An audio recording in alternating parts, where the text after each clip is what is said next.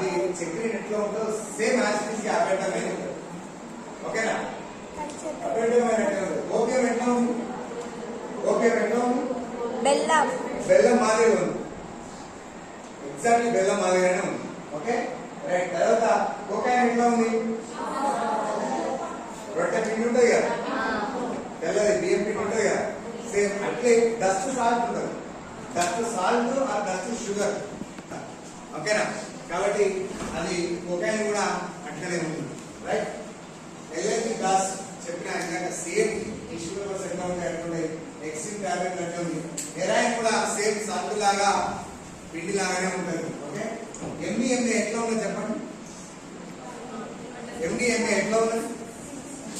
అక్క కనబడుతుందా? ఎండిఎంఏ ఎట్లా కనబడుతుంది? Right right.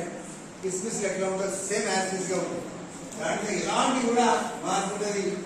ఈ వీటన్నింటిని గుర్తుపెట్టుకోవాలి ఫ్రెండ్స్. బెల్లము మన దగ్గర ఉండేది కాదు. ఓకేనా? కానీ బెల్లం మన ఫ్రెండ్స్ దగ్గర దేవులో ఉన్నది అని అంటే అది బెల్లం కాదు, డ్రగ్. అది గుర్తుపెట్టుకోవాలి. ఓకేనా?